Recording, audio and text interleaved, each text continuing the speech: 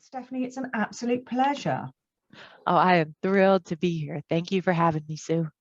Well, that's really great. Thank you. So tell me a little bit more about you. I mean, what have you been doing with your life then that sort of made you choose this? Tell me more about you.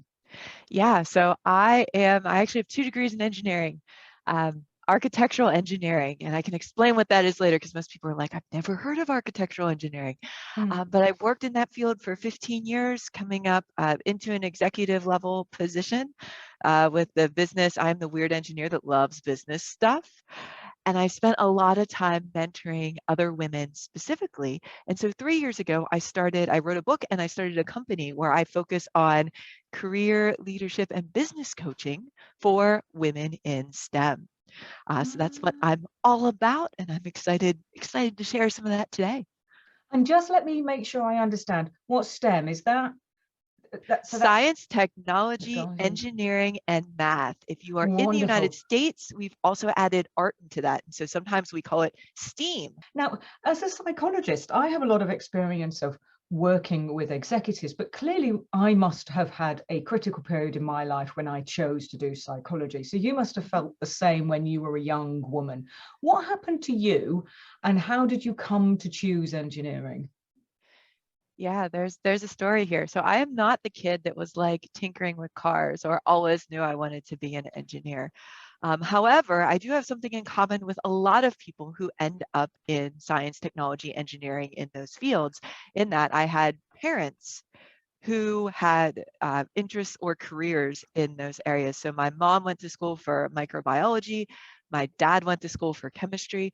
And so from a young age, I was exposed to science, math, and I also loved English. I've always loved to write. That's been one of my things as well.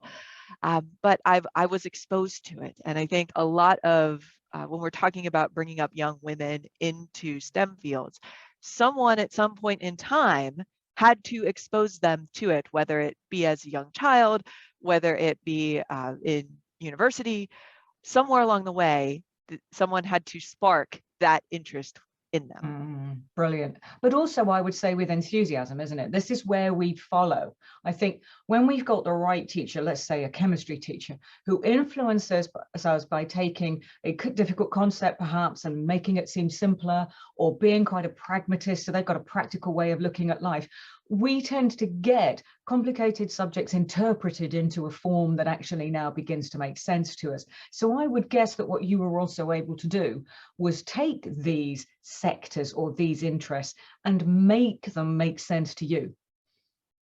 Right. And so I think part of the thing I think you're getting at here, and what I've noticed is, like, if you go into your maths and you're like, this is math, this is boring, I don't see how I could ever use that. It's Mm, likely you would not pursue a career where you're no. using a lot of math. On the flip side, if you have a teacher that makes this very engaging and you see, oh, like I can play with robots or I can work on climate change, like all of a Mm, sudden you're like, okay, this has real practical implications far beyond what I'm learning in the classroom. And I mm. think that is often the challenge with some of these fields, in that if you think about the classes you really enjoyed coming up through school, often it was the teacher, the particular teaching style, the particular what you were doing that caused you to absolutely love that class or not love that class.